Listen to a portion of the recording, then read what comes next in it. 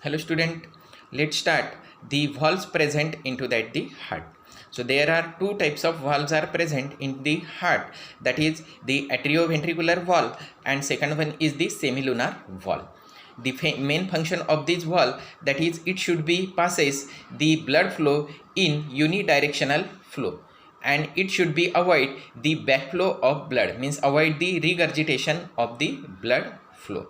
So let's see that is the structure of the semilunar and the atrioventricular valve. So here in this diagram you can see that is the valves of the heart. So the valves, it maintains the unidirectional flow of the heart and prevent the regurgitation of the blood from ventricles to the atrium. So there are two types of valves are present, the atrioventricular valve and the semilunar valve. So these are the two atrioventricular valve and these are the two semilunar valve.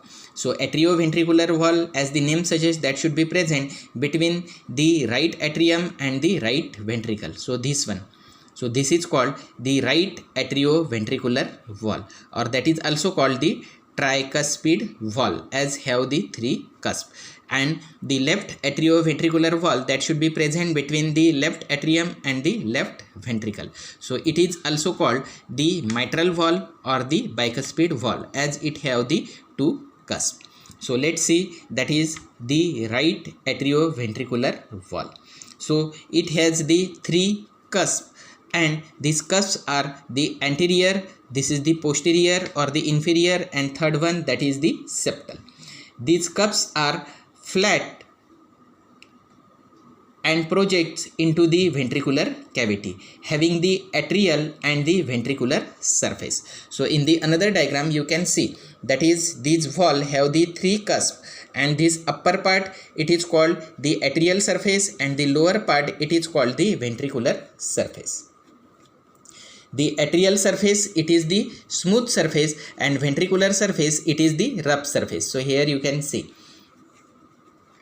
Okay? Because why it is rough? Because due to attachment of, that is the fibrous tendon like structure, it is called the chordae tendineae, and the valves are closed during the ventricular systole.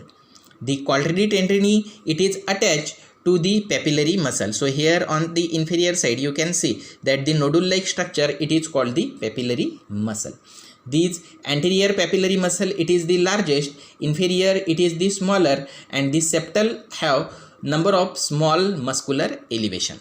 Okay? So these three cusps that should be attached to papillary muscle via chordae tendineae. Then the second valve, that is the mitral valve or the bicuspid valve. So it has two cusps. The large is anterior cusp, and the smaller or this anterior cusp, that is called the aortic cusp, and the smaller it is the posterior cusp. So this one. The mitral cusps are smaller, thicker than those of the tricuspid valve. Okay? After then we should have to see that is the semilunar valve. So semilunar valve are consist of the aortic valve. So this one you can see that is the aortic valve, and second one, that is the pulmonary valve. So this one. So let's see first, that is the aortic valve. So aortic valve, it consists of the three cusp. Okay? And it have the free margin of each cusp form a small pockets with their mouth, and it is directed away from the ventricular cavity. So the aortic valve, in the another diagram you can see that consists of, that is here the three cusp, this one, and it should be present at the root of the aorta. Okay? And it has, that is the free surfaces which is centrally forming that the nodule, and the peripheral part, it is called the lunule, this one, and that is attached to the wall of the aorta, this one, in this way. Okay? So that is the aortic semilunar valve. After then we should have to see that is the pulmonary valve. So here you can see the pulmonary wall that should be present into that the root of the pulmonary trunk, and these wall same have consist of that is the three cusp which have the centrally forming that the nodule like structure. This is the nodule, and peripheral part it should be formed that the depressed part it is called the lunule, and that should be attached, the lateral part that should be attached to the wall of the pulmonary trunk. These valves are closed, the aortic wall and the pulmonary wall, these valves are closed during the ventricular diastole when each cusp bulge towards the ventricular cavity. So that is the semilunar valve. Then the clinical points related to that the valves, that is the first heart sound it produced by the closure of atrioventricular valve. So that is the atrioventricular valve whenever closed, that is the first heart sound that should be heard, and the second heart sound it is produced by closure of the semilunar valve. So because of these two valves, okay. Then the narrowing of the valve it is called the stenosis. If that is the valve should be narrowed, so it should not be easily open, and because this clinical condition it is called the stenosis. Then opposite to it, that is the dilatation of valve should be occur, so it is unable to close fully, so that clinical point it is called the incompetence or the regurgitation of the valve. Okay, so these are the clinical points related with the valves of the heart. Then the clinical points that should be related with the heart, first that is the thrombosis. So here the coronary artery you can see, this is the normal right and the left coronary artery, this one, and if any clot should be occurs into that the coronary artery, so it should be occurs the myocardial infarction, or that is called the MI, and that is the main cause of the death, that is the thrombosis. Okay. Then the incomplete obstruction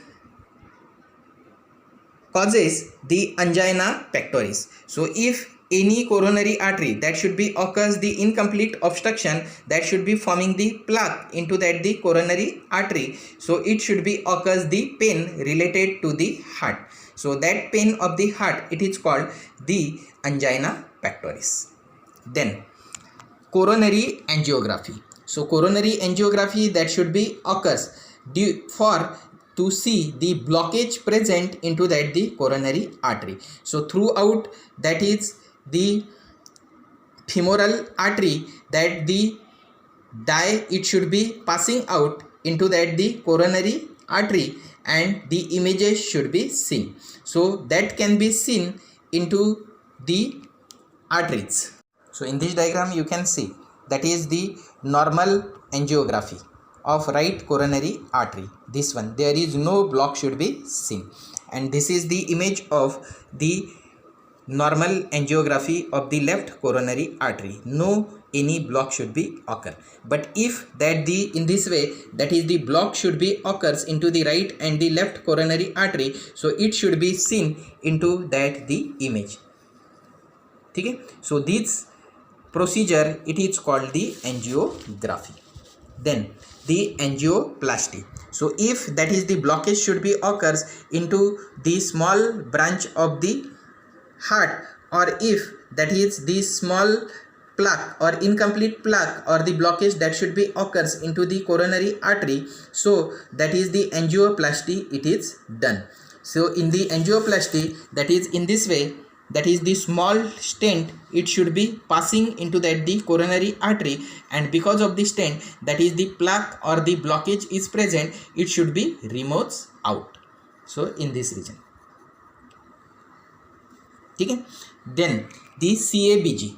So here that is the CABG long form, that is the coronary artery bypass graft.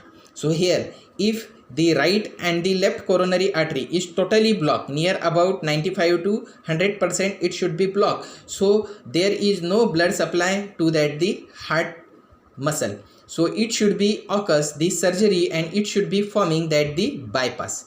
That is from that the blockage directly from the ascending aorta, this bypass that should be attached anterior to that the block. So here, so throughout that is the ascending aorta, the oxygenated blood that should be enters into that the right coronary artery, and this is the oxygenated blood supply to the left coronary artery. Okay, so this is the called the double coronary artery bypass or the CABG, coronary artery bypass graft. Okay, then the pain of the angina pectoris. So here the pain related with the heart, that is called the angina pectoris, and you know that is supplied by the heart, that is supplied by say the sensory impulses from the T1, T2, T3, T4 and T5 spinal nerves, and the sensory impulses that should be supplied on the medial side of the arm, forearm and on the upper part of the chest, that should be also supplied by the sensory nerves from that is the T1 to T5 nerves. So if the pain should be occurs related with the heart, so that the pain refer into the sensory nerve which is supplied to that the part where it should be supplied. So the pain of the heart that should be occurs in the heart region, then into that the left shoulder, then the right arm and the upper part of the left forearm. Okay, sorry, not right arm, that is the left arm and the upper part of the left forearm. So that is the anginal pain. So these are the clinical points related. The next clinical point related with the heart, that is the apex bit. So this one. So outermost and the lowermost thrust of the cardiac contraction, that means the systole, ventricular systole. It felt as a light tap in the left fifth intercostal space in the mid clavicular line. So whenever you draw that is the mid clavicular line on the left side, and that is the in the fifth intercostal space, whenever you can keep the stethoscope on that region, you can easily hear that is the systole or the ventricular systole sound of the heart. After then, that is the cardiac shadow in the chest radiograph or the X-ray. So here in this diagram you can see that is the whenever you can take the X-ray of the chest of the PA view, means that is the posterior anterior view, you can see that is the cardiac shadow, this one. This is the normal cardiac shadow. These are both lungs are present on the lateral side and middle to it, that is the shadow is present, that is called the cardiac shadow. Okay, and the another condition, that is the abnormal condition, that is called the dextrocardia. So in this, the heart instead of the left side, it should be located into the right side of the chest. So that clinical condition, it is called the dextrocardia. And in the X-ray PA view of the chest, it should be seen clearly, that is the image of the dextrocardia. So you can see in this diagram. So this is here, that is the apex of the heart is seen, and remaining heart that should be located into the right side of the chest. So this clinical condition, it is called the dextrocardia. So these are the clinical points related with the heart.